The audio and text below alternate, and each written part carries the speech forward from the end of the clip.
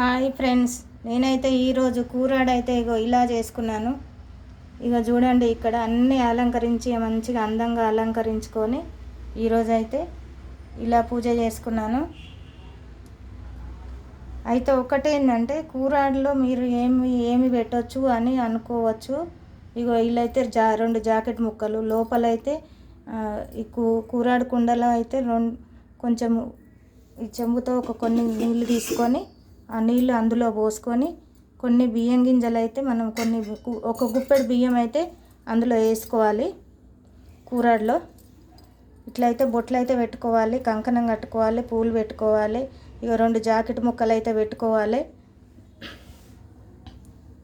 ఇక్కడైతే పసుపు కొమ్ము, ఒక్కలు, ఖర్జూర పండు, ఇంకో పైసలు మన దగ్గర ఎన్ని డబ్బులు ఉంటే అన్ని, ₹1 కానీ, ₹11 కానీ, ₹21 కానీ, 101 కానీ ఎన్నైనా పెట్టుకోవచ్చు.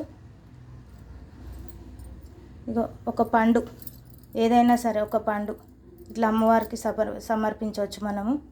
ఇప్పుడైతే నేను కొబ్బరికాయ కొట్టుకొని ఇక పూజ అయితే ఇలా చేసుకున్నాను. ఇక్కడైతే దీపం పెట్టుకున్నాను.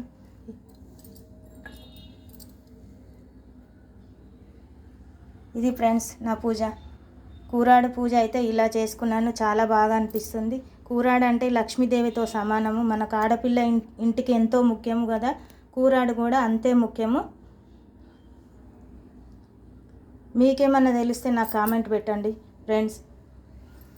బాయ్, మరి ఉంటా. ఈ వీడియో నచ్చితే లైక్ చేయండి, షేర్ చేయండి, సబ్స్క్రైబ్ చేయండి, మీ ఫ్రెండ్స్కి ఫార్వర్డ్ చేయండి. ఏ పండుగ వచ్చినా కూరాడు అయితే ముఖ్యంగా పెట్టుకోవాలండి. ఏ పండుగ అయినా, వినాయక చవితికైనా, ఉగాదికైనా. ఇప్పుడు వచ్చేది ఉగాది పండుగ కదా, నేను ముందుగానే సిద్ధం చేసుకొని ముందుగానే పెట్టుకున్నాను.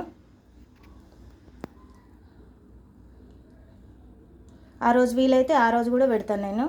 ఉగాది పండుగ రోజు కూడా. ఉగాది పండుగ స్పెషల్ ఏంటంటే ఆ రోజు బచ్చాలు అవి అన్నీ చేసుకుంటాం కదా, స్వీట్ ఐటమ్స్ అన్నీ చేసుకుంటాం కదా, అట్లా కూడా పెట్టుకోవచ్చు.